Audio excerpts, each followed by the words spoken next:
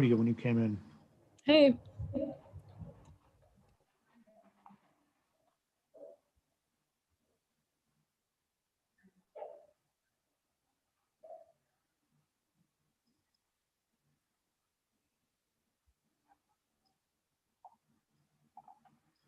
Okay, we're live. Good evening. Just want to welcome everybody to tonight, February 18th, meeting of the Northborough Diversity and Inclusion Committee.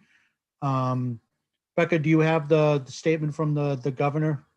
Yes, I do. Let me just put it up. Okay. Pursuant to Governor Baker's March 12, 2020 order suspending certain provisions of the open meeting law, Chapter 30A, Section 18, and the Governor's March 15, 2020 order imposing a strict limitation on the number of people that may gather in one place, this meeting will be conducted via remote participation. No in-person attendance by members of the public will be permitted. This meeting will be live streamed, but will have no option for public participation. To view or listen only, please visit the link posted on our agenda on the Town of Northborough website.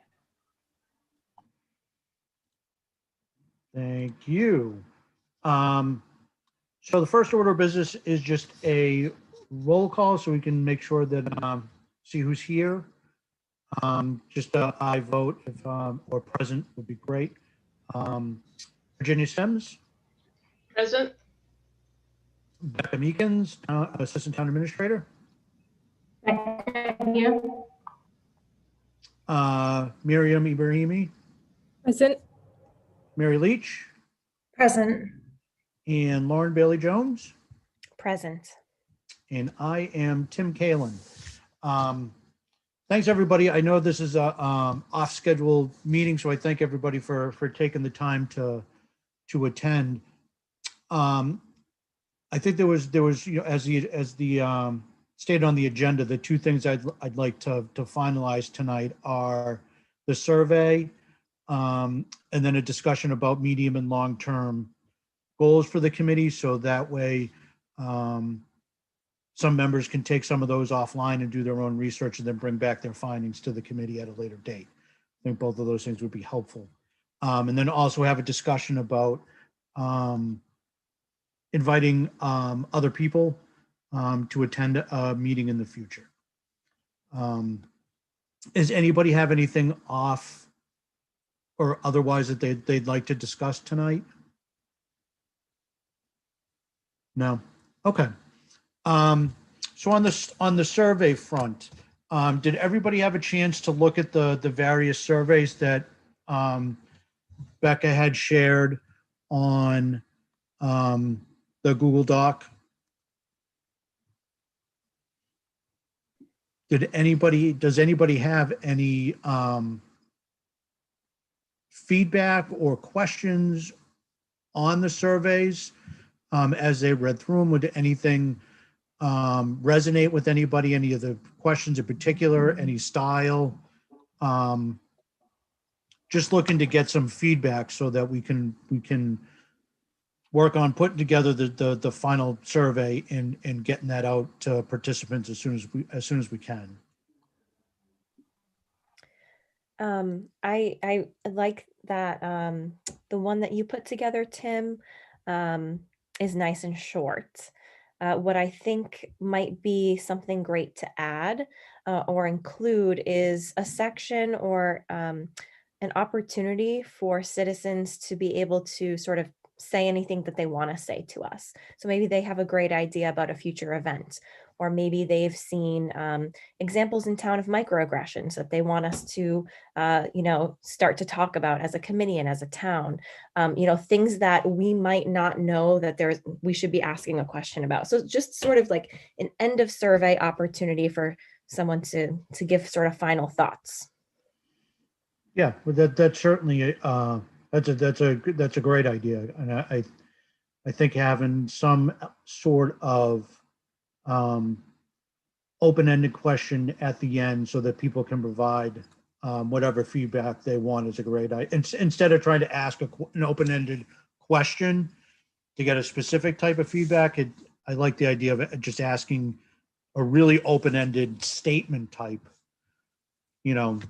so people can share their thoughts and ideas on anything they feel is important.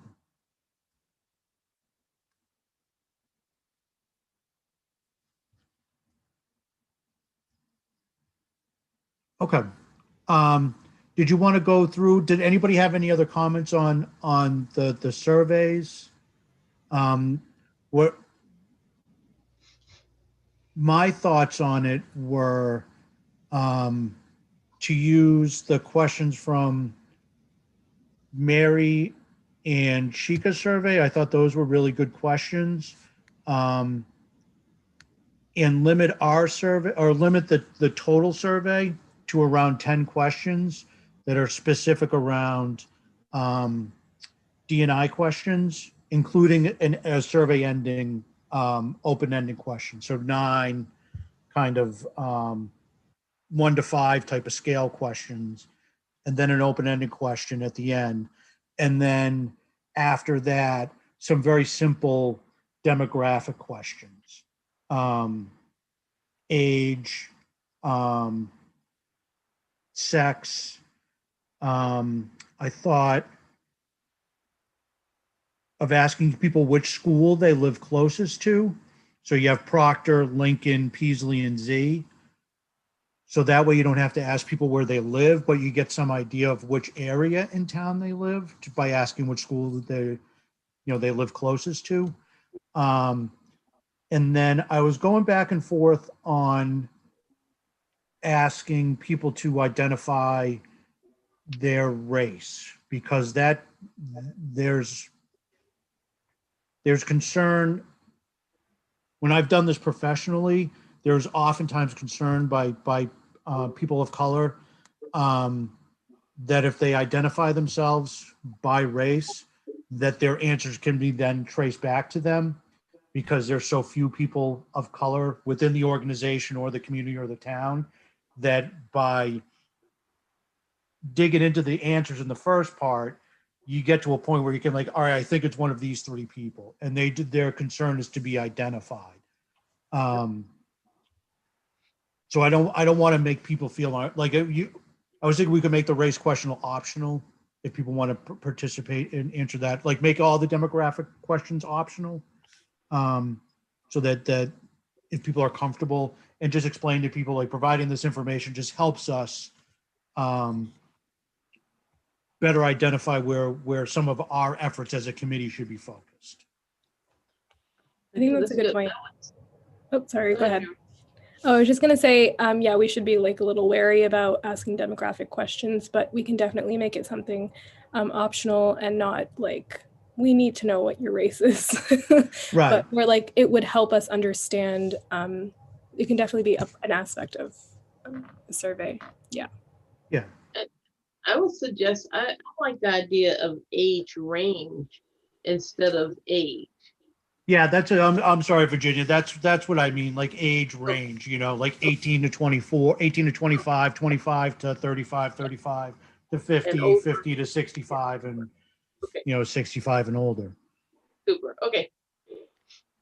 I think that's good. I think it will be helpful, because it may identify where we really need to focus our efforts and everything. So I think getting some demographic information would be good.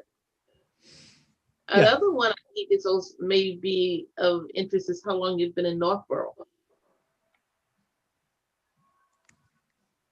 Yeah, that's an interesting. I mean, because there's this is why this conversation is important, because there are so many different directions that you can go with this, and all of a sudden you start with a 10-question survey, and then when you get done, you're at 37 questions, and it's your drop-off point is going to be pretty high, and people aren't going to complete the survey. So I was thinking one of the demographic questions, not on the survey. I like the survey. I like to keep it at the 10 that you have and the one open-ended question. But I think in the demographics, you can just ask, you're asking age, sex, whatever, you can just say, I'm in Northborough. yeah, I think if we use SurveyMonkey, or some sort of survey service, I think that you can,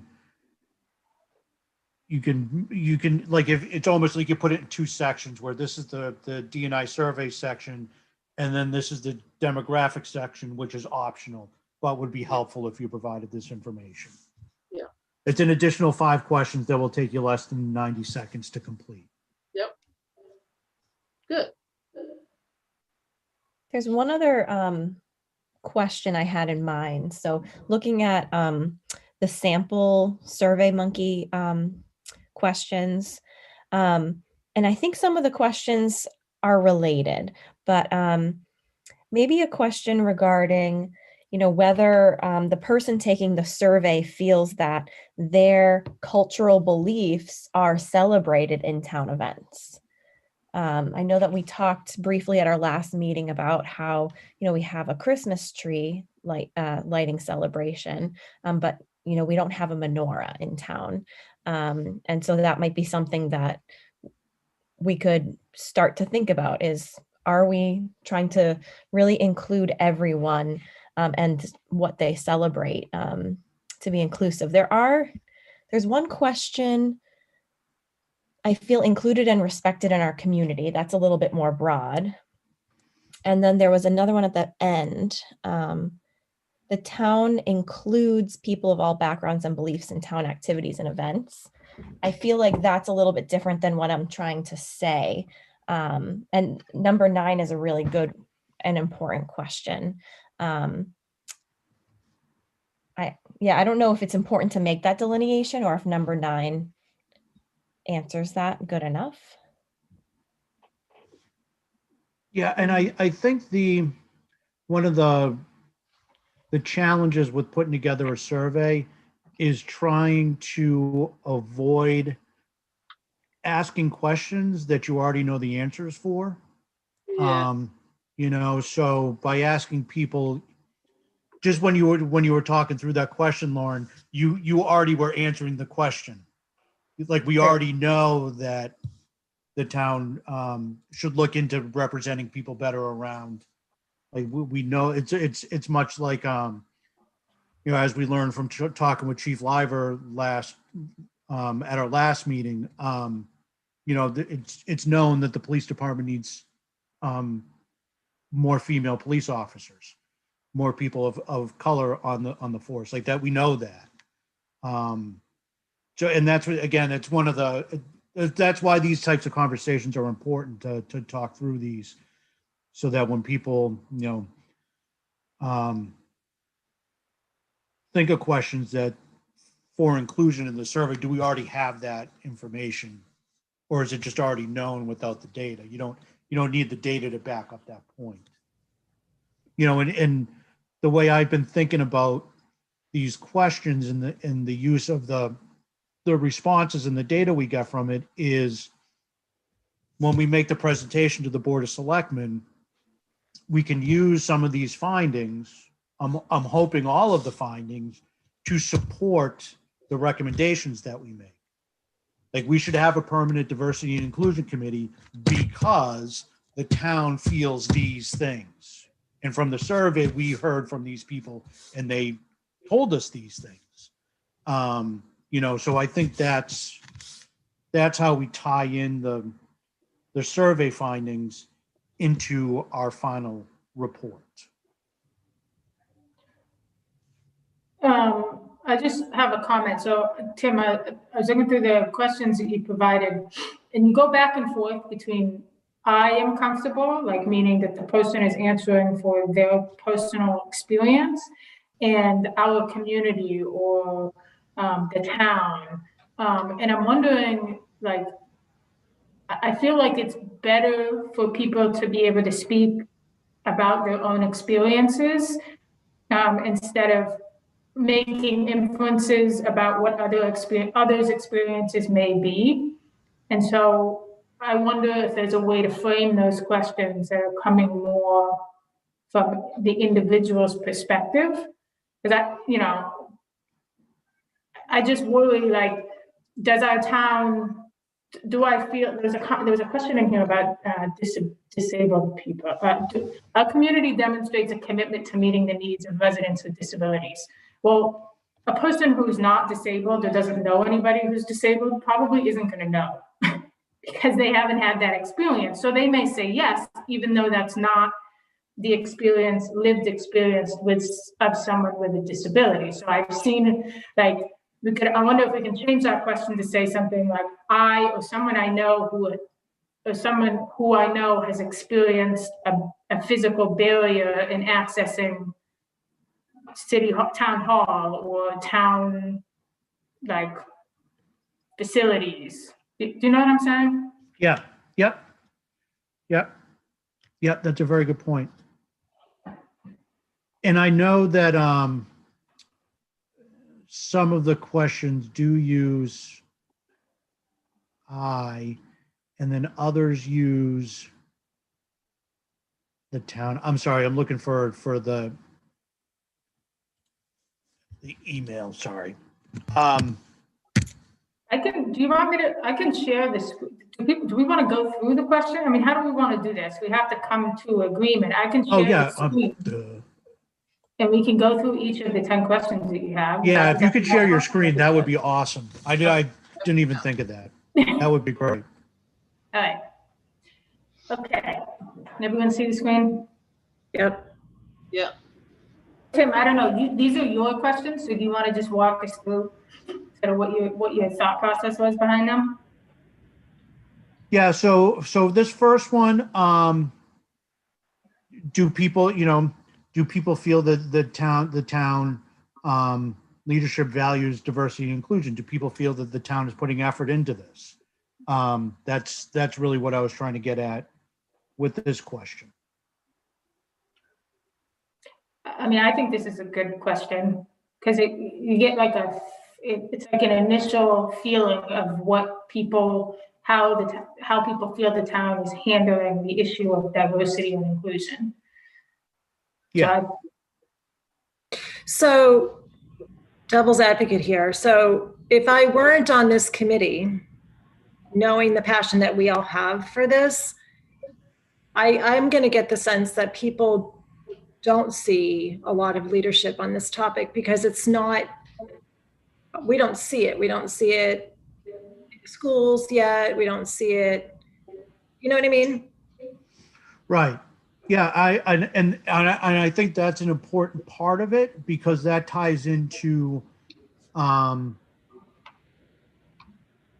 of the initiatives that we need to take as a community. Like if you ask people that question, they're like, I didn't even know that the town was thinking about diversity and inclusion.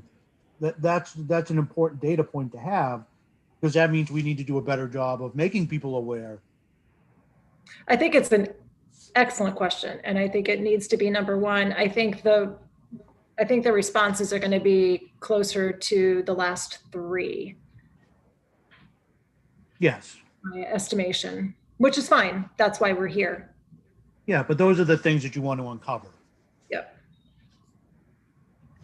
So I'm curious if there's an option to, I like the first question. I think we should have that, but I'm curious if some of these questions can have like a second option where people are able to say, how can we improve it? Like if they want to, because I feel like I would love some like detail on why they pick the answers that they do. Miriam, do you mean like say they disagreed or strongly disagreed, right? Then asking like, okay, so what do you want to see? Yes. Okay. Yeah, I wonder if SurveyMonkey could do curious that. If so that's an option. I thought what we were thinking of is starting out with the survey. And then once we did the survey, I thought we mentioned we would maybe do some focus groups. So for me, you would keep the survey simple and not too long or everything like that. Use the data that you get from the survey, Miriam, to go delve deeper based on the words with, some focus groups. Okay, got it. They're also, so if we choose not to go your way, Miriam, one the open-ended question I was talking about at the end, one way I've seen it worded that has helped me as a survey respondent in the past is there anything you'd like to like discuss or, I don't know, bring to our attention regarding any of the previous questions? And then my Okay, focus is like, oh yes, actually, I do want to talk about number one. Let me type about it. Okay, I like that. I think the open-ended question at the end is really important for me because I think if I was somebody who was answering these questions, I would want to like add, like, why did I pick these answers? And especially if, I took the survey, but then either couldn't go to a focus group or wasn't invited, I at least, my thoughts would be part of Right, it. exactly. So Miriam, do you think that the open-ended question would then, I guess, give residents an opportunity to respond adequately? I think if we word it in the way that you were discussing, I think that could be a good way to put it at the end. Like if you would like to add something or explain your answers, word it in that way. That Yeah. could Do you be. have, do you have any thoughts or ideas that you would like to share with the town? Or with the Diversity and Inclusion Committee? Something along Sure, those yeah. lines? Yeah. Okay. There is a way to do what you're asking, Miriam, though. I want people to know, Happy Valley, Oregon, I found out, is in the midst of doing a DEI plan, and I found their survey online. So, so if you see, like, here's one of the questions: I've experienced a barrier, to participating, and then it lists, and then it says here, please explain the barrier and how the city could better your experience. So there's definitely a way for us to ask the follow-up question if someone has a really strong reaction and wants to provide more information on it, because theirs is done on SurveyMonkey too. So, and I think they actually have it after well, no, they don't have it after each question, but a lot of them. I actually like the idea of having, for some of the questions, I feel like people get to the end, they may have kind of forgotten about the thought that was concerning them that was related to question number one. And by the time they get to the end, they're just going to hit submit and be like, I'm done with this, versus seeing the question, optional, please explain. I don't know. I like what you're saying, Miriam. I really do. I like the way this survey is like put together. It's not like chaotic where it's like, Simple. you have to like tell us why, but it's, if you want to explain what it is exactly, they can like jot down their ideas. I agree. Can I just add just one point about this? If you add this to 10 questions and we get 500 people to take the survey, that's 5,000 not unique responses that would have to be, you can't use software to go through open-ended questions and group them. Like somebody would need to go through each individual survey to see where people answered, how they answered, like the simple becomes very complicated very quickly. Even with one open-ended question, it adds a layer of complexity to the survey. But and I completely understand what you're saying, Tim, but I also think it uncovers a lot of information we may not get through a focus group, which right. And I agree with you 1,000%. But maybe that's something that, I think when we get to talking about medium and long-term objectives, and I know Becca has brought this up in the past, that I think one of the things that we should strongly recommend is to bring in a consultant or a firm that specializes in doing D&I work for a community.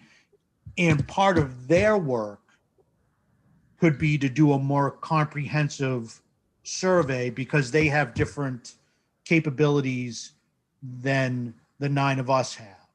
Right. So let them do we do this initial survey. This is the baseline for our initial findings.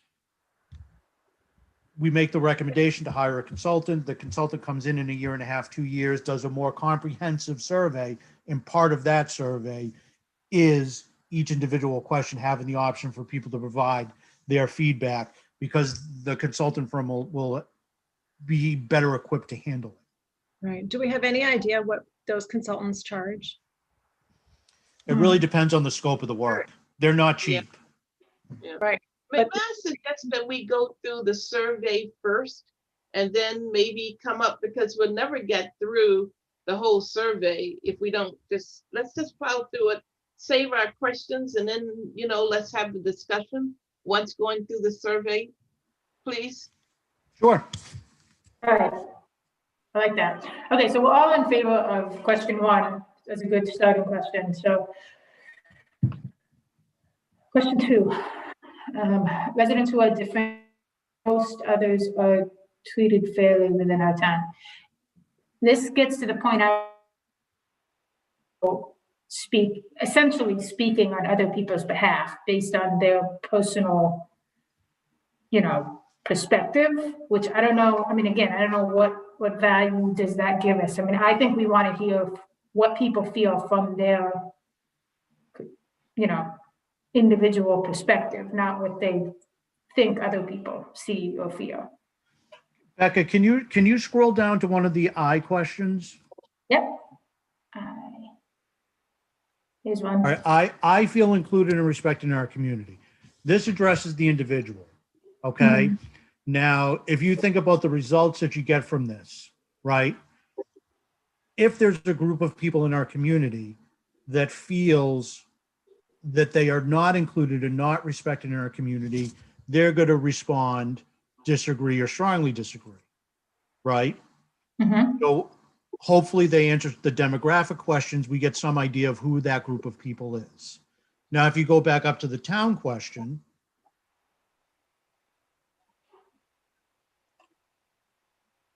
if those same group of people answer this question differently, then something's wrong.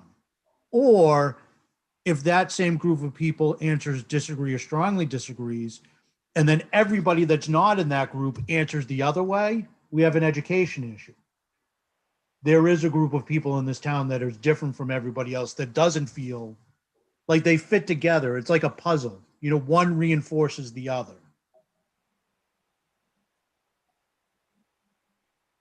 Okay. I could see that going both ways. I understand what you're saying, Tim. I also see where, we could find out, from some of the I statements that people don't feel like they're being treated fairly, but then maybe the majority of residents have this, false idea that most people are. So then we learn that, people think people are being treated fairly, but the reality is this, and that's just an example. It's hard when you're creating surveys, because then you have to read into the questions too, right? Right, and there's methods that you can use that tie all the questions together, so that you don't have to base those connections just on reading through the results. There's mathematical methods that you can use to find the connection between answers. It looks like the first few are not I questions, and then I think the last ones are. So it's interesting. Maybe we can see the difference between the I statements, and as Virginia said, as we go through them, just sort of see the difference. Right. Can I just ask what Number 2 could also read, I believe residents who are different I believe that residents who are different from most others are not treated fairly. It could be an I one. Just rephrase. Well, let's go through the rest of the questions and we'll see if they all tie in. Okay. Our town is committed to diversity and inclusion. This is question 1. I'm not sure what. I see strong leadership support of the town's value, and then our town is committed to diversity and inclusion. Yeah, so we can take, it's repetitive. We can take 3 out. Okay. All right, so we're gonna get rid of 3.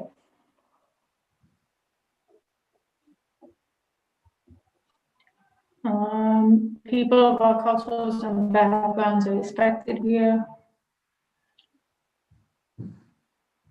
I like Virginia's idea of if we really truly want someone's belief, saying an I believe statement. But I do think like that. the you want to get people's, not only their own personal feelings, but how they feel about the community as a whole. And I think those two things are separate. I agree completely. I'm looking at a survey that the town of Andover did, and there's a mix between talking about what you feel personally versus does the town address. It's an equal mix, and I think that's absolutely fine. Yeah. So, well, Tim, you have the expertise in surveys. So it sounds like you've used that expertise to put together the survey to actually support our individual views plus residents' views. Am I Yeah, reading correctly? and oftentimes when you design surveys, when you really look at them, like a 10-question survey may really only be asking you 2 questions. Okay. They just ask it in 10 different ways. And each question is designed to find flaws in your previous answers. I was talking to Becca earlier, like you go to your doctor and your doctor says, how many drinks do you have per day? 0 to 1, 2 to 5, 5 to 10, like how many drinks do you have per day? And you say 0 to 1. And then the next question is, how much money do you spend per month on alcohol? And you say $300. Well, you're obviously drinking more than 1 drink a day because you spend a lot more money on alcohol. So you'd want to make sure that all the answers are congruent. Or you have really expensive taste. Or you give lots of gifts. Yes. I need friends like that. All right. All right, so 1 question for people of all cultures. Do we like this question? Yeah, I think this, to me, this is one of the key questions. It's simple, it's direct. Yep. Okay, now we're getting into the I feel included. I like number 5. Yeah.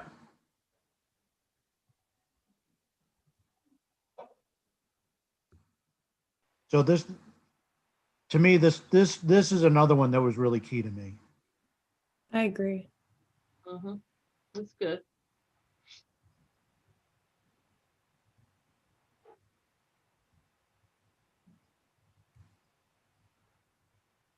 And then Becca, to your point on question 7, if there's a way to change the point of view on that so that it's more in line with what you were mentioning before. It said, I believe our community demonstrates commitment to meeting the needs of residents and with disabilities. It could be an I question. Well, I actually think to get Tim, we would need, and then we would need another question. I have experienced difficulty, resources made available to Northborough residents. I mean, isn't that the idea? That you get like a broad brush view, and then you get the personal experience, and the expectation is that the people who say that the broad brush experience is negative will also say that they personally have had a negative experience. Well, how do you feel about if we were to ask, due to a disability, I feel I have been limited in participation in the community. Remember town meeting, Kid Tim? I do. I do. Due to a disability. Then if I didn't have a disability, I wouldn't answer that question. That's what And it that's fine. And that's fine.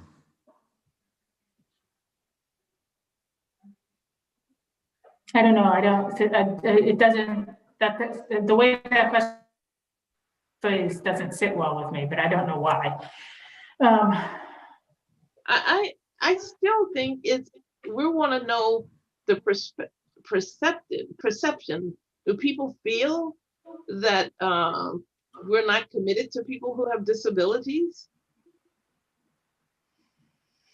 Well, that's a good, what about, do you feel our community demonstrates a commitment to meeting the needs of residents with disabilities?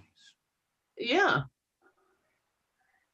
I like that wording. I want to go back to Miriam's point though. I mean, as I may not have a physical disability, but I know people who do. And so I wear that lens constantly as I'm walking, as I am always thinking, oh, if, my friend in a wheelchair couldn't get here. I always wear that lens, but I don't think everyone does. So I could respond to this.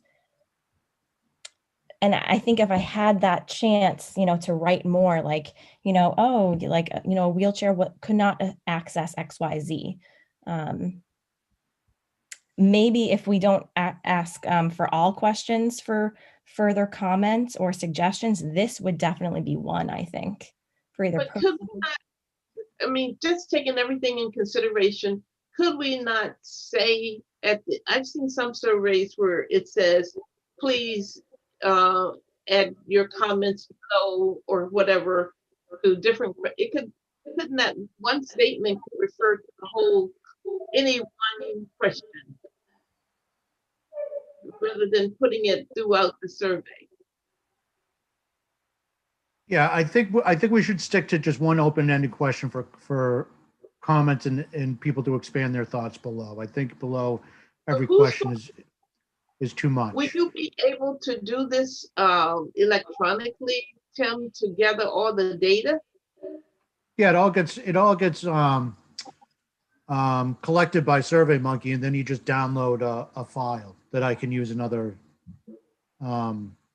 tools. Will it be able to capture the comments as well? Yes. Okay.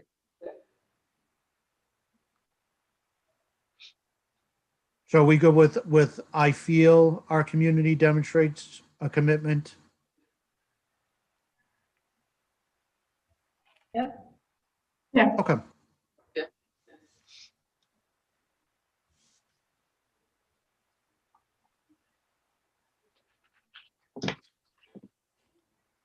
This was one question that I was going back and forth with. What are you getting at here? Like what do you, I mean, things in common is very Right, vague. it's vague and it's broad. Yes, that's So, why I you was know, going back and forth with it. Yeah. So, like if you're trying to get at,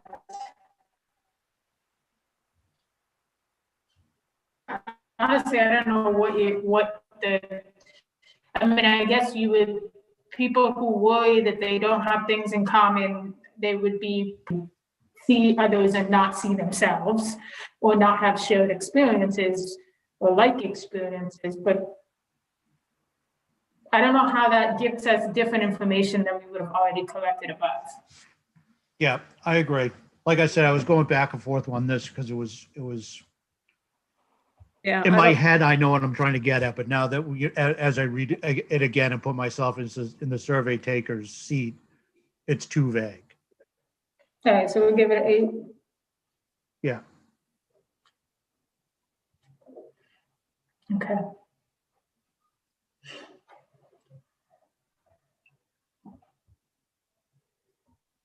And then I think this is important.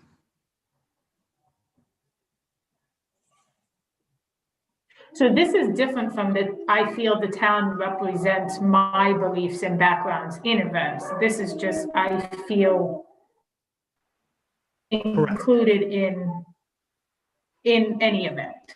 Correct. I like that, 9 is more that broad brush, Becca, that you were talking about. And then 10 is really more talking about the person. I feel welcome at town-sponsored events and activities. Yeah.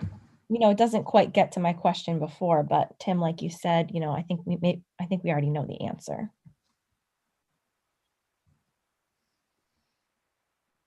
Okay. So what is our, what's our open-ended question? Is there anything you would like the DNI committee to be aware of related to any of the above? Like what? Yeah, I think if it's something like, do you have any other thoughts or ideas that you would like to share?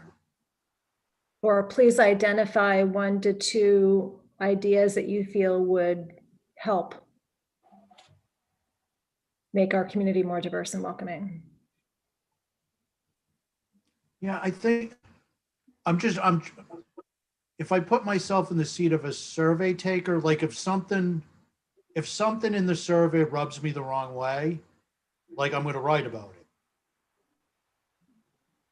Like I don't like it's, you know what I mean? Like if I don't feel included, I'm going to share that information. I think that some people would. I'm still latching on to Mary and Miriam's idea earlier of, and maybe it's because I'm guilty of this, but by the time you reach the end of a survey, it doesn't matter if it's 2 questions or 300 questions, you just click done or submit. And I know it was my original idea to add an open-ended question. I do really like the format of the Happy Valley survey. And I think not making it mandatory. I know that we could potentially collect a lot of data, which isn't necessarily a bad thing. If we don't do anything with that data, I don't think it, because of time constraints, I don't think that's the end of the world. But if we have at least, we can read through it. I mean, it sounds like it's a lot of work, but most people are going to write like 1 sentence if they're going to write anything at all, or they'll just choose 1 or 2 questions to really write about. Wouldn't that also? Also, on the other hand, a lot of people I know, they just don't take, 1, don't take surveys, 2, if they take them, they just do as quick, responses, and they don't really give any real meaningful information. So I think, I don't want us to get so that we don't do the survey done and get it out and start collecting some data. Anything we get is going to be worthwhile, I believe. And then we've got to do the next step as to the focus groups and all the different things we've talked about. I think any open-ended question is going to add value, especially if you bring a consultant in down the road. It's going to give them a head start with information they can read up on to be more effective for us as a community. Honestly, I think if we're making this survey right now, we're sending it out to people. Why shouldn't we have like more open-ended questions or like a section after each question to explain more, I feel like?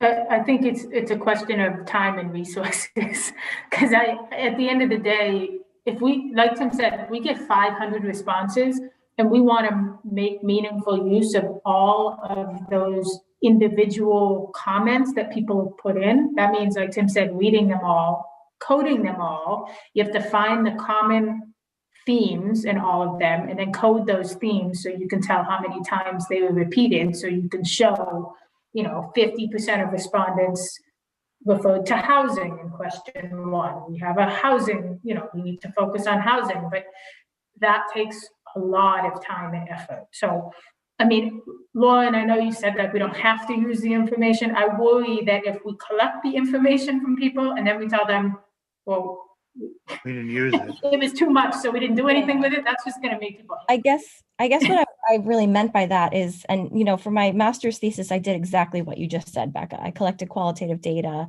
probably 40 hours worth of transcripts and did the whole coding, it's a lot of work. But I also do surveys like this as a teacher every day, and I have over 100 kids, and I might ask them 5 or 6 open-ended questions. So all of a sudden, that's 600 questions a day. I have to just scroll through and look at their responses.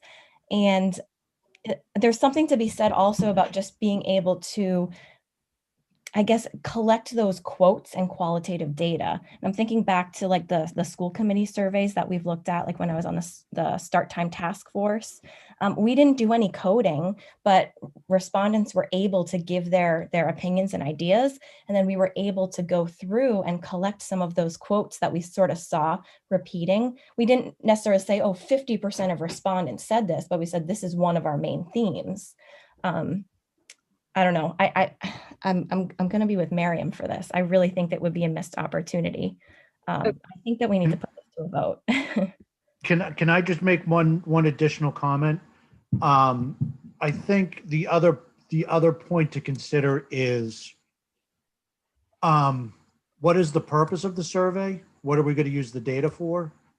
And to me, what we're going to use the data for is tangible evidence for improvements that need to be made in town.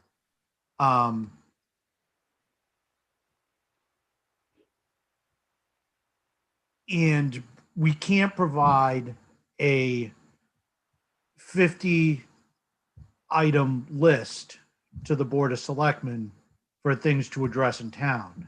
Like when we get done with this, like there's going to be 3 to 5 things that we present to the Board of Selectmen, just because in reality, that's probably more than can be taken on at once. So we may ask people and they may share wonderful ideas about things that we can do and areas that we should focus our time. And it's going to be too much information. We're just not going to be able to use that to make meaningful changes. I think by asking one open-ended question at the end, that gives people the option to share any thoughts or ideas they have in a concise manner that will make it a little bit easier to analyze the information. And I'm also concerned too that if you add an open-ended aspect to every question, you will get people that will just look at it and not take it. So I guess, I don't know. I'm having real thoughts about this. And I don't even know what I'm feeling or what I'm thinking, but I do know I've been in this town almost 30 years. And I don't think we never heard the words diversity, inclusion, never seen anything about it, and we never did anything, so I'm wondering, almost sometimes feeling like there are people who will not even may not value taking the survey. I know things have been different in 2019 and 2020, but it's just something that I don't think anybody ever even mentioned during my time here in town until recently. And I know I've been talking to them about, getting some people in the police department, getting some people in the different departments that, to change the way we look. So my thoughts are, if we want to do the survey, let's at least get the survey out and see what kind of response we're going to get. And then we talked about, and I keep going back to the focus groups, we talked about who could possibly be focus groups and everything like that. I'm just leery that this is not going to be what we think it's going to be if we bog it down, make it too cumbersome. People are just, they won't care. I don't know. I might be smoking pot, but my thoughts. All right, well, let's take a vote. Do We have need the a motion? Or Excuse me? do we need a formal motion or are we not that formal? I don't know. I just, let's, Let's do a straw poll.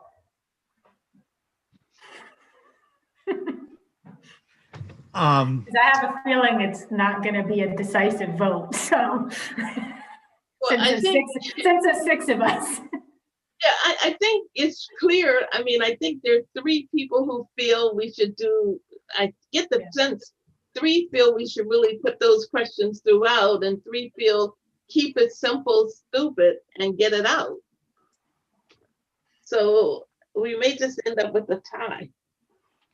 Well, let's just all say maybe what we think, because and we do have a quorum, I believe, aren't we? 9 people, and there's 6 of us here. So yes. Well, yeah, we have a quorum, but we could end in a split vote. But I think we should all, why don't you start, Lauren? I mean, I made my thoughts known, but I have one more point to make. Are you ready? Becca, if you could just go to the Happy Valley Community Survey, just so we can see it. Yeah. I think it's your 3rd tab. Yeah, there it is. So this one I know is longer. I think there's 28 questions versus 10, but that little gray box at the end of every question, to me, doesn't feel like it's making it feel longer. And to me, I see it and I'm like, oh, okay. We could even put the word optional, please explain further if you would like. And me as a survey respondent, if I feel strongly about something, I'm going to type it there. And if I don't, I'm just going to keep going. It's still 10 questions. It's not now suddenly 20. It's still 10. So that's just sort of my final point. So yes, this is the model that I would like to see. That's my thought anyways. Okay. Thank you. Mary? I agree with Lauren. I completely understand your concern with gathering the information and then people having the thought that we didn't execute, we didn't do anything with the information that we gathered, but this is a process that's going to take years.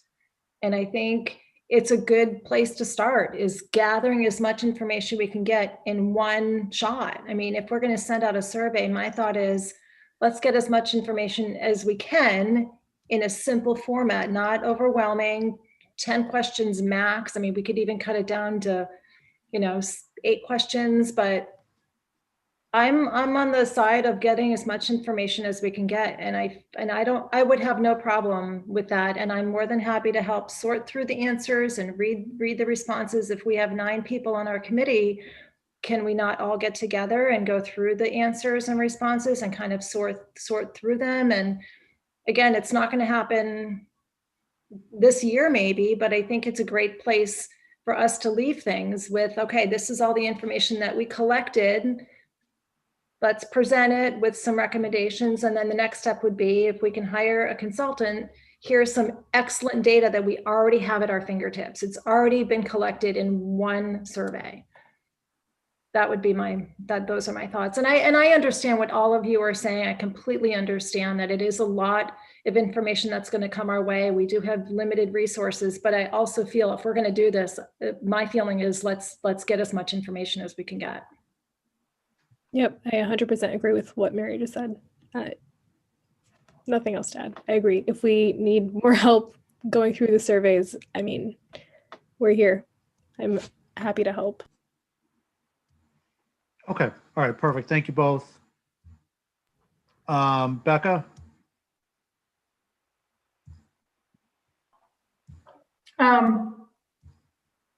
Yeah, so I have a few concerns. My first concern is obviously about the possibility that we get an incredible amount of data that we don't have the ability to sort through and adequately utilize. And then I worry that we've asked people for real valuable personal experiences and we've done nothing with them. And so that's my first concern.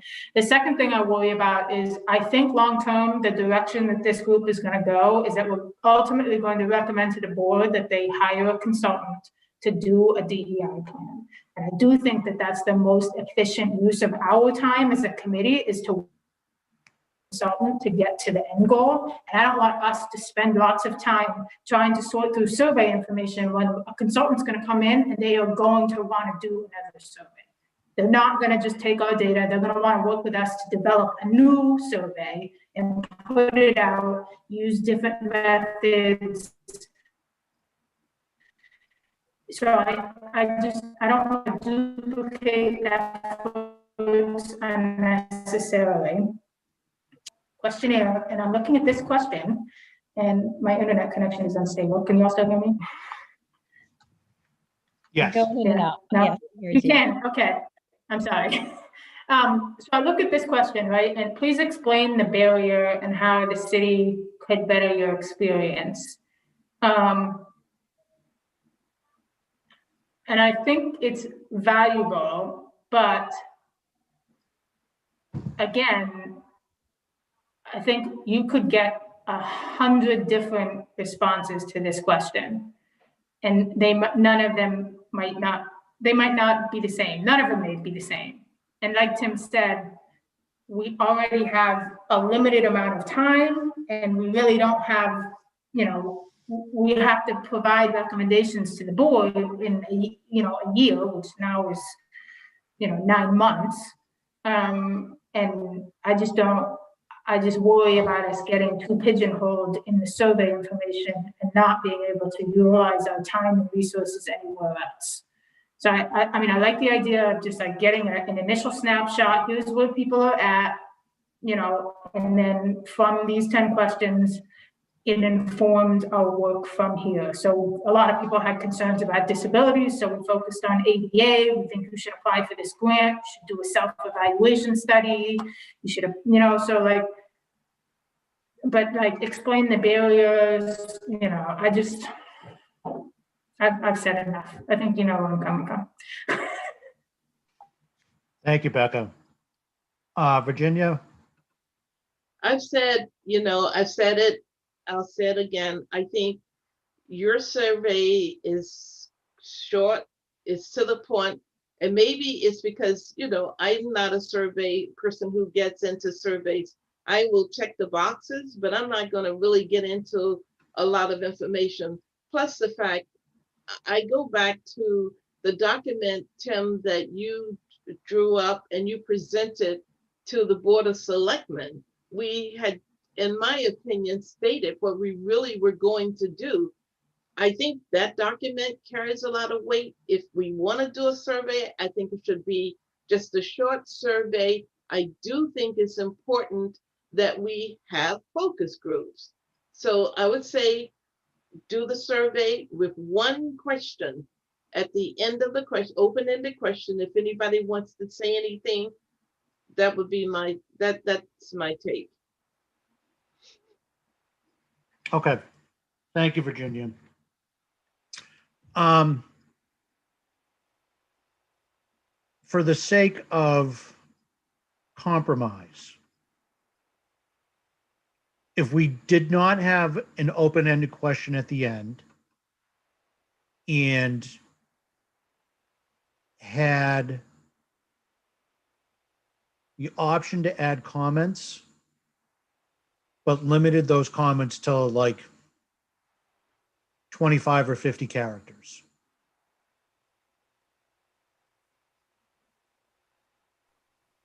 Can you do that on SurveyMonkey? I believe you can limit the word count, yes. Okay. I would be amenable to that. I like that. And I like the compromising, Tim. Thank you. You're welcome. Is that what, because I agree with you, Virginia. To me, the most important thing is to get the survey out. As I said earlier, my intention for the survey is to be able to use the data to support some of the recommendations we make to the Board of Selectmen. So the sooner we can launch a survey, the sooner we can get it out, the sooner that people can take it, the sooner that we can close the survey and start analyzing the data, the better. So if we add those, don't have open-ended questions at the end, have places for comments, and limit the word count for those, that is how we'll move forward. And if you need, if we need to have maybe not a formal subcommittee, but just, several of us sort of in charge of looking at the data, I'm happy to volunteer for that. Yeah, we'll just have to wait and see how, Yeah. what it looks like when it comes in to make that point at the end. Okay. So I'm sorry, Becca, go ahead. Are all of these questions gonna have? I mean, box on all of them? Do we want to pick and choose which ones have boxes? If it's okay with the committee, when I go through the survey, I will add the option to add comments to the questions that make the most sense to have options, because to Becca's point, some of them just don't. Is that fair? Do I have enough Yeah. trust to be able to do that? I'm fine with that. Yes. Yes. Sounds good. Okay. All right. Can I? Yeah. I just want to ask one more question about the survey. There are no questions related to public safety and people's experience directly interacting with public safety. Do we feel like that's an important question to ask? Yes, I do think that's a question we should ask. If we took a couple questions out, we can certainly add one or two, right? Did we Well, I take, don't know. I want to think. Took one out. we took just Only one? We took two out. One out. We took two questions out. Yeah. Which two, Tim? 3 question- and 8. Yeah. So we took out 8. I Yeah, thought that's we what I were have writing too. 3. Yeah. Yeah, and we took out 3 because 3 is repetitive. Okay.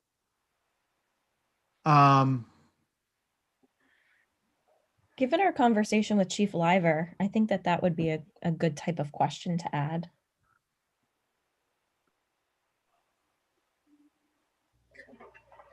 Happy Valley had questions related to public safety. Let me see what they were. Yeah.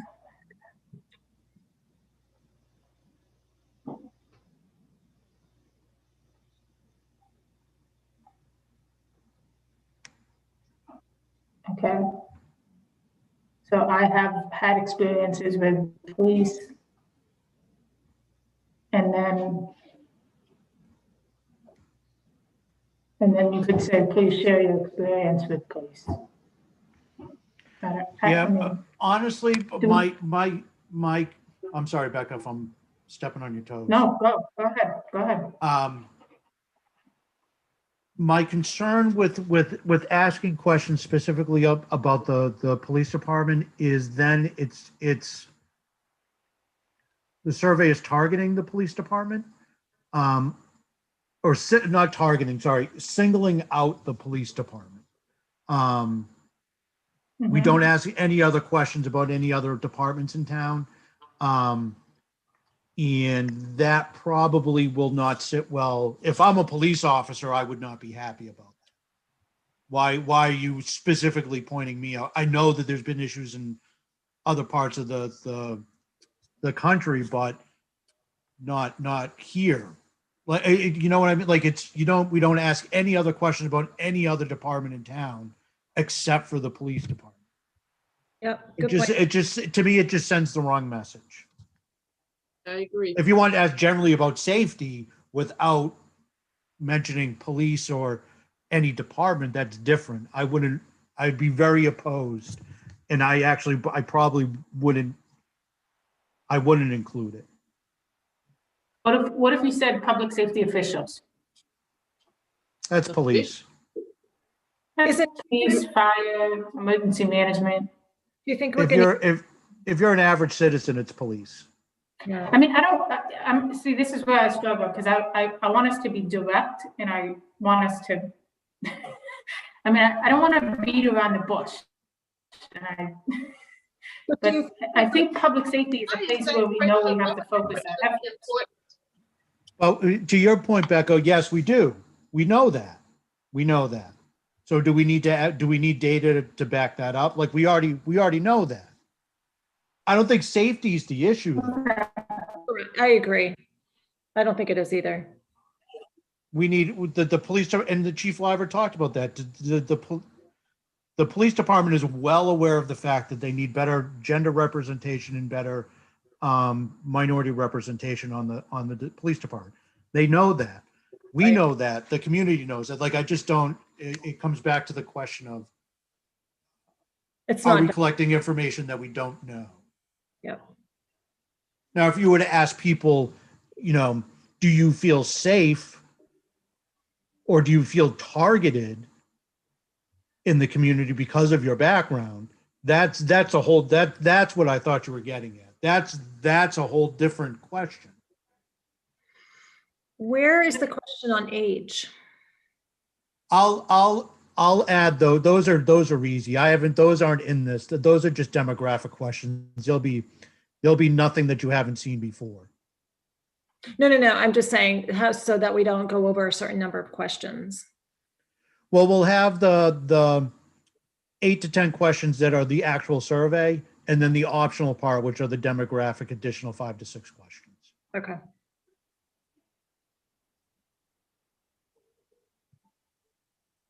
Like, I think there's certain, it's, I think it's important to capture the, I don't know the right word, collective feeling of the community about diversity and inclusion. And I think safety is kind of a curveball. And I think if you want to get, like, I think that would be something for consultants, because they would know the right questions and how to frame them so that people don't feel singled out, or what's the right way to frame questions so people feel comfortable answering them.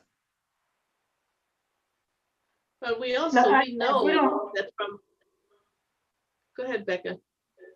No, I was just gonna say, if we don't feel like it's something we want to tackle, I'm fine with that. I'm not, I was just asking the question because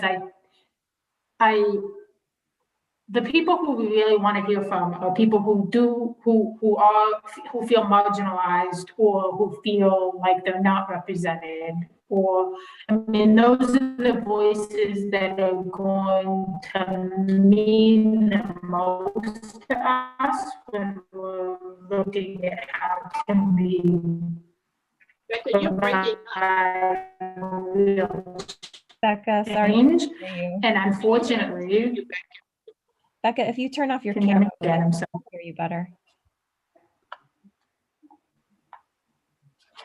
Can you guys hear me? Yes, Yeah. we can. Okay, sorry about that. My internet's really bad tonight. I lost my train of thought. I guess what I'm saying is that I think maybe Tim is right that we leave this to consultants, but I do think that down the road, police are going to become the focus of, at least part of the focus of whatever discussion is being had. Maybe not because there's any incident in Northborough itself, but just because of the national, the conversations that are being had on a national level. But I do think, Tim, now that you said that it probably Yeah, I think better that's out. to leave I think that's outside the scope of this committee. that. Okay. All right, so I will put together the 8 questions with the option to leave comments after 4, 5, 6 of the questions. I'll make sure that they're included with the appropriate ones. I'll add the demographic questions, and what day is it? Thursday. I will have that done no later than Monday, and I will send that a link out to the other committee members, and we just need to just be organized in how we post it. That's all.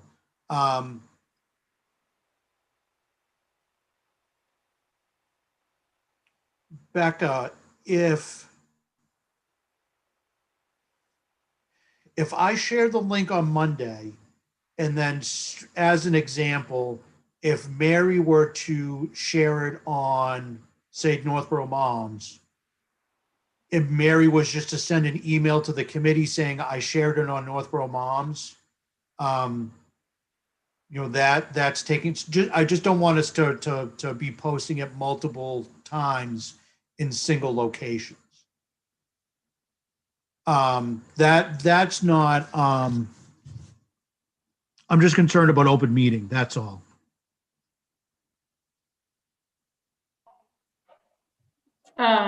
I don't know how, I don't see why that would be a violation of open meeting. Okay, all right. So why don't we just do that then? I'll share the link on no later than Monday. Hopefully I'll have it to everybody before Monday, but by Monday at the latest. And then share it where you feel it's appropriate to share it. Like, I really don't think there's an inappropriate place to share it outside of the town, because we just want to get people to provide the feedback. And Mary, if you want to share it with the community advocate, feel free to do that. Do we want to agree on the introduction, like the 2-line introduction that kind of prefaces the survey, and it's so that it's consistent, or not necessary? And I think the question, what's the timing? Are we going to agree on the timing? I would keep the survey open for 2 weeks initially, and see how many responses we get, because you can always extend it. The challenge, like if you keep it open for 3 months, literally nobody will take it. Because everybody will kick the can down the road. So I think if you do it for 2 weeks, and if after 2 weeks we have 7 responses, then we extend it for another few weeks. If we have, on the other side, if we have 1,000 responses and we want to extend it another 2 weeks because people are participating, we can also do that. It's just my concern is, like I said, if you make that initial period too long, people will just ignore it because it's not immediate. So you're talking about getting out Monday for 2 weeks. Yeah, or 2 weeks. It doesn't have to be like 17 days or something like that. Are we going to put that in our introduction to the survey? Back to my question, do you want us to be kind of consistent with our message that precedes the survey? You know what I'm saying? Becca, can you bring up the survey that Mary and Chika did? I have it here. So we had written, what does diversity and inclusion in our community mean to you? This is a question that the newly formed Northborough Diversity and Inclusion Committee would like to answer. We want to hear from you and use your input to help shape our plan of action. We're asking. Yeah. I would just use that. I thought that was great. Okay. Is that cool? Does that resonate with everybody? That's fine. I like it. Yeah, that looks Okay. great. Okay.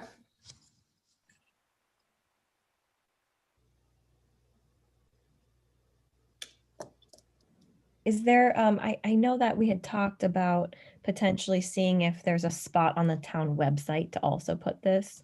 Sometimes there's announcements on that main page. I know, it's only for really big things like the COVID vaccine. So I don't know if there is a spot on the town webpage to put this. Maybe we have a page. I haven't seen that we have a page listed yet on the town website, but if we do, we could put it there as well. Yeah, I'll leave that to Becca. Tim, in terms of the community advocate, do you want Liz to just write a small article, referring people back to where to find the link for the survey? How should we structure that? If Liz is really good at what she does. She does a great job with the community advocate. So I'm confident that she'll know how to proceed with But writing. what is your preference? What would you like to see? She could just put a link in, or referencing a website in the article. Okay. Okay. And if she has any questions or needs any help, she can, and if you don't have the answer, she can contact me as well. Okay.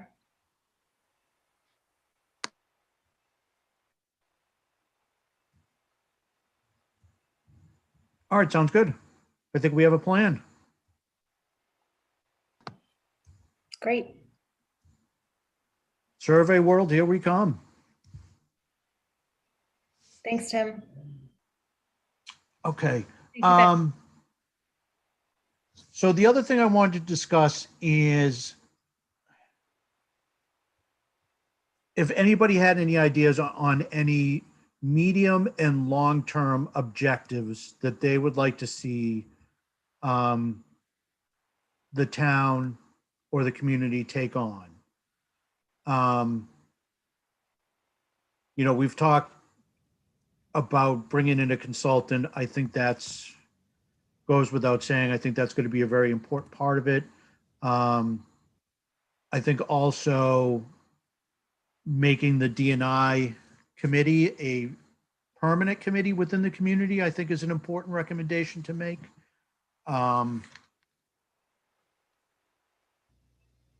There was the short-term things that we talked about, the incorporating multicultural events on town common,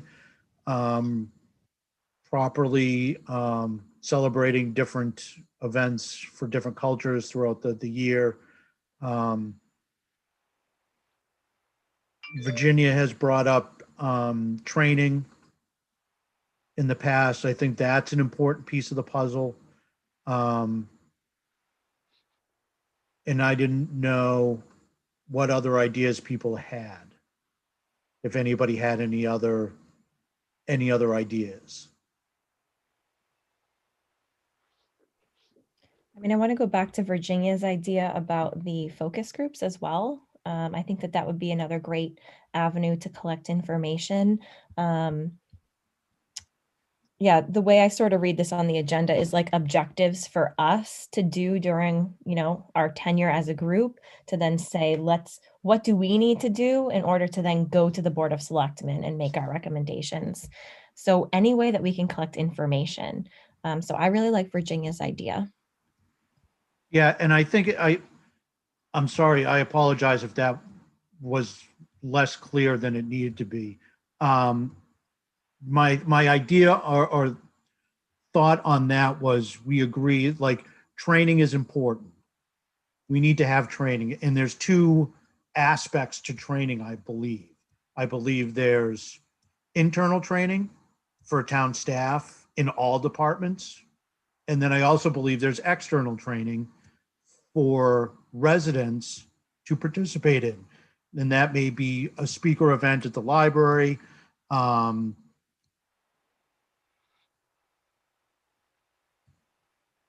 having access to D&I training courses at the library, free to charge for residents. So I think there's two different buckets, and they're very different buckets. So when we make the recommendation to the Board of Selectmen, it can't be, we need external training and internal training. We need external training. This is who we recommend they hire.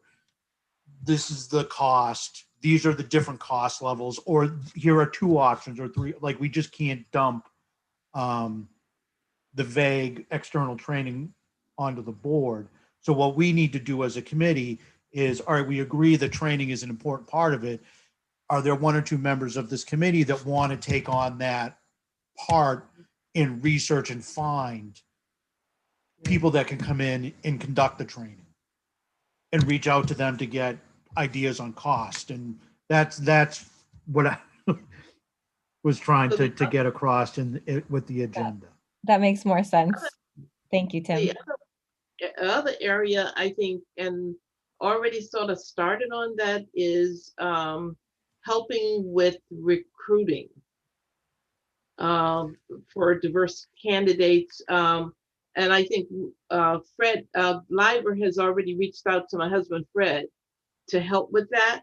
But we maybe just have I'm not sure how we want to get involved in that, but that would be another avenue. Not heard anything from the fire chief and not sure what his thoughts are or anything like that, but that could also be a possibility to reach out to him as well. Yeah, I was going to bring that up when we talk about people coming to the committee. I spoke with the fire chief, and he is going to be attending our meeting on April 1st. Okay, April Fool's Day. Yes. So, so that we'll get his have the same type of conversation that we had with Chief Live or with Chief Parent. We should have John as well. Yeah, I haven't broached that with Becky yet. That's but I did go through before we get there, at our next meeting, the representative from the YMCA is going to be joining us to have a discussion about that. I also think that is an important recommendation to make to the board. And I'm not quite sure how to present it yet or how the town would be involved, but the town providing a way for residents to volunteer to help other communities that may be less advantaged than Northborough is. And I don't know if that's just a simple resource page on the website. Like the Y does a lot of great work in like cities and in different communities. So if there are volunteer groups that people from Northborough can go and help other communities, I think that would be helpful for some of the other issues or challenges that I see in town. So I had a thought, and this is Black History Month, and we haven't done anything for Black History Month. Maybe we could put out an article of some sort. I actually saw a trivia quiz that was actually on the computer once you sign in, but would we want to do something in recognition of Black History Month? Absolutely. I think that's a great point. Yeah. Let me see what I can find. Okay. And Virginia, are you talking about recognizing it this month or having it be one of our short-term or long-term goals is to sort of create this? Both? Okay. If we could do something, it's short notice because we hadn't talked about it. If we could do something this year, but maybe more the following year, and then thinking ahead, March is Women's Month. So, maybe just thinking about some of these things as we go along to see if there's something we could do, whether it's just an article in the paper or recognition on the board in town. Yeah, we could do that. Or yes, I agree that is something that should be part of our recommendations. So does someone take that as an action item since there's only a week left in the month or 12? Yeah, that's why I'll look at work tomorrow to see what types of information I can find for some sort of article or appropriate thing to send out from the Diversity and Inclusion Committee recognizing Black History Month. I'm sorry, go ahead, Miriam. Oh, I was just going to say, I'm happy to write something for the paper if we're thinking about writing something. Sold. From us. Yeah. Yeah. I love it. did like a quote by a Black historian up on the thing in town. Maybe, you know, Martin Luther King or Amanda Gorm. all of the above. Okay. Really powerful people out there. Positivity. Yes. All right. So what I'm going to do is I'm going to put together for our next meeting a list of some of the medium and long-term things that we've discussed. At our next meeting, we can agree upon those and then assign those to members to start digging into. Make sense? Yes. Okay. I think And that- then, did we mention the library last time? I had it in my notes, but I don't know if we brought it up, but just involving the library and. yeah, community affairs. I think the library will be a very important resource for us going, once we start getting into this. Okay. Um, Is there a librarian yet? Have they Yes. hired anybody? They have? Okay, good. Yes. So today, and I left my notes at my office, but today I went through the boards and committees that we have in town to look for people that we should invite, just from our own boards and committees to come and speak with us. One was the Community Affairs Committee, asking somebody from the Community Affairs Committee to come in and speak with us. They really, they focus on like social events. I always get them confused with the Cultural Council. I believe that They do events in town, like town cleanup. Yeah. they do the They do tree the- lighting, right? I always get them confused with somebody else, and it's shame on me, but They also did a trolley. They do the concerts in the park yeah, as well. So they Sure. do things to bring the committee together. And so, you know, so when they were doing the concerts, they'd have a band and people could bring their picnic lunches and everything at Field 135. So it's really, their charter is to try to engage the town.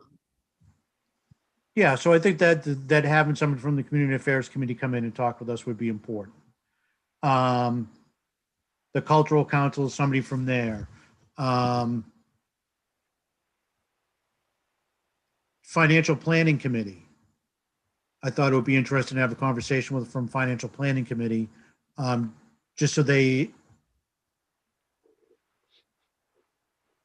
a budgetary concern or a budgetary discussion that we're going to need to have with recommendations that we make, and does the Financial Planning Committee need to be part of that? Again, just ideas, just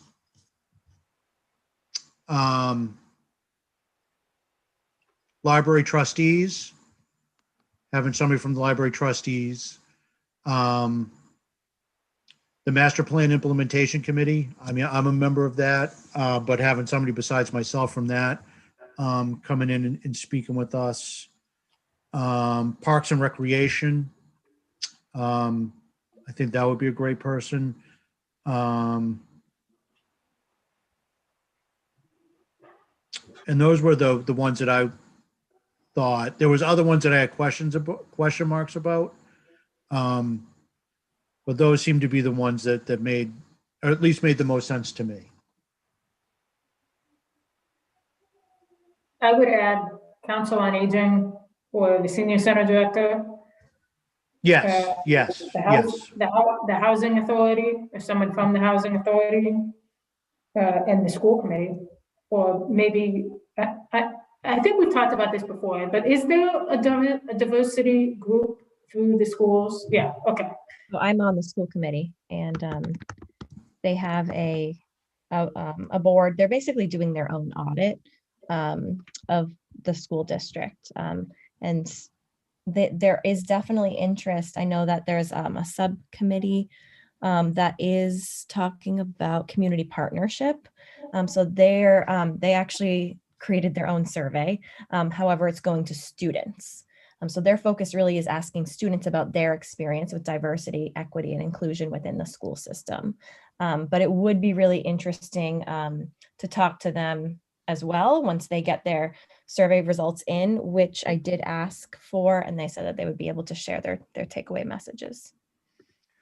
Can I just want to make one comment on the school committee and the regional school committee. I thought of both those things, but those are actually outside the scope of what this committee's charged with doing.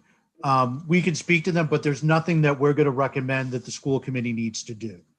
So it doesn't, as much as I would enjoy talking with them, it really doesn't add any value or information or actions that we can take as a committee to impact those whole separate entities. So that's.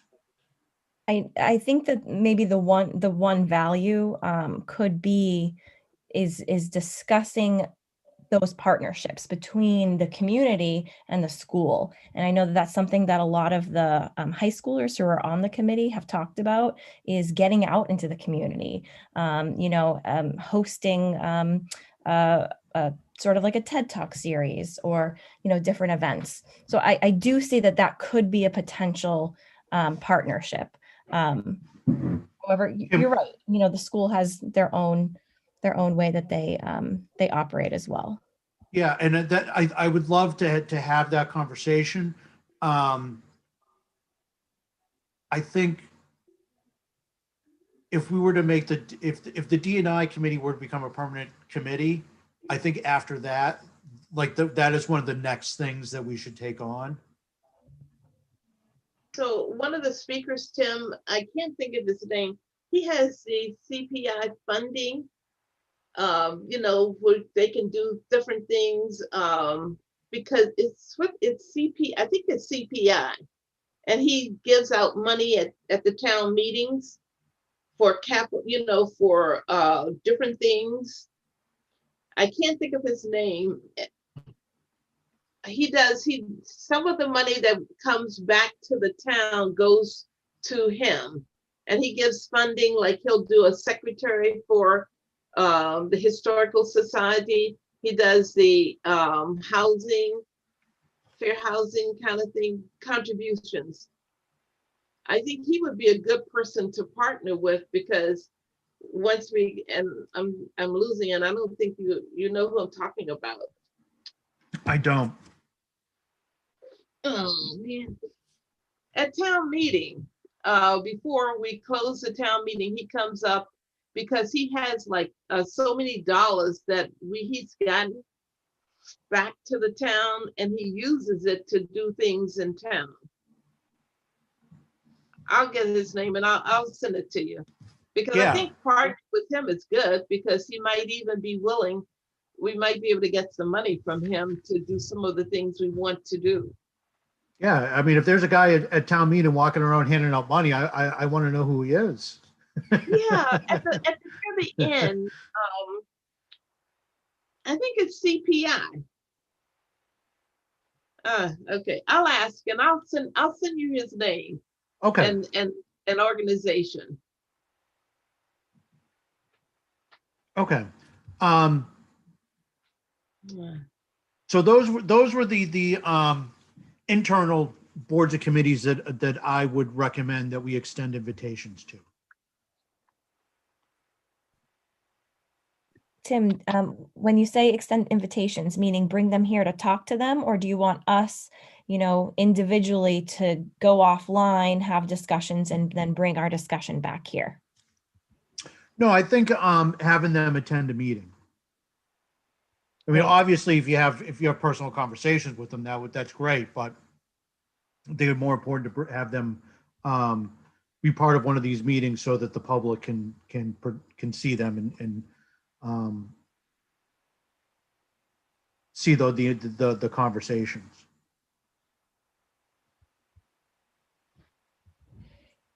So do we want to, I know that the YMCA is up next at our next meeting in 2 weeks.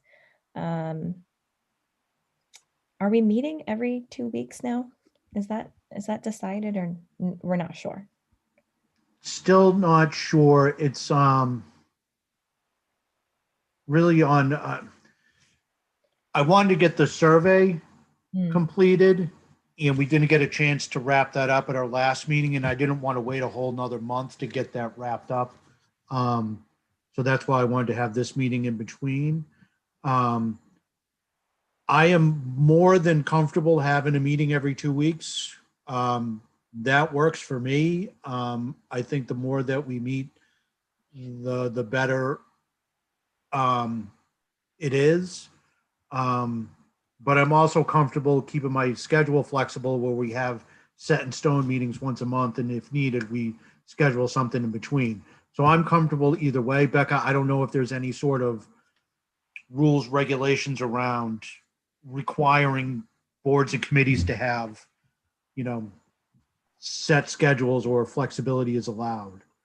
And I don't ask that to put you on the spot for an immediate answer, but in either one, I am more than comfortable with. So The only limitation for scheduling for us is the availability of the Zoom licenses. So yeah, on that, it's, I know this date, the Thursday that we currently have scheduled does not work for one of our members at all. yeah, He hasn't been able to attend since the first meeting, and it's been this. So I do think we need to look at scheduling again. At least if we're gonna go bi-weekly, which if we feel like we need to, or just need to have the opportunity to have that second meeting if stuff comes up, I think we need to look at having it on a different day so that, more of our membership can at least attend 50% of the meetings. And if we can come up with another date and time that works for folks so that he can attend, I think that would be good. So I Yeah. could look at the schedule again and send out some more dates. But I think for now, we'll just hold the 4th. And then stand by for more information, okay. if that works. Yeah, if you could do that, that would be great.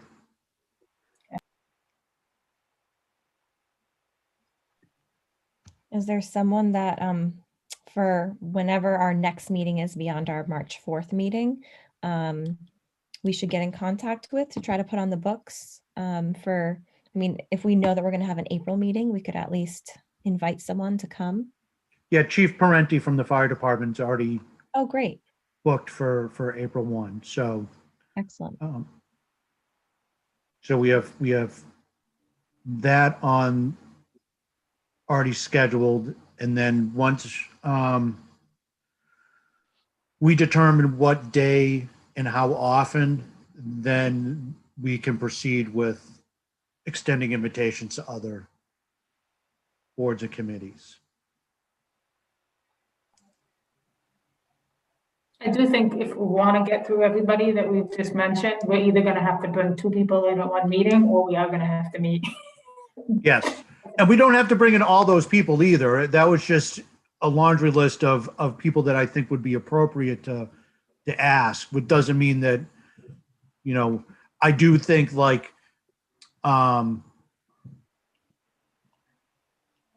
community affairs is an important one to bring in, to have a conversation with.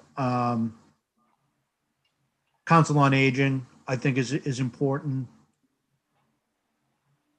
Not that any one is more important than the other. I just think for the sake of impact on the community, I think some have more reach than others for what we're trying to accomplish. Okay. All righty. Great. I do think it would be great to have Hamilton involved. I have felt badly that we haven't been able to include him, and I'm sure he has some very valuable input for all of us. Yes, I agree. All right. Anybody have anything else? His name is Campbell. I'm getting there. One piece at a time? One piece at a time. It's slowly coming back, but I will send you his name and his function. I think we really should partner with him. All right, once you find his name, send it to me, and then, I will send it to you. all right. Do I have a motion to adjourn? So moved. So moved. So just a roll call vote. Becca, Aye. Lauren, Aye. Mary, Aye. Miriam, Hi. Virginia, Aye. and I, Tim Kalen, and I. Thank you very much, everybody. I very much appreciate you taking the time. Like I said, we'll have the survey ready to go next week. Perfect. Thanks, Tim. Thank you, Great. Beth. Perfect.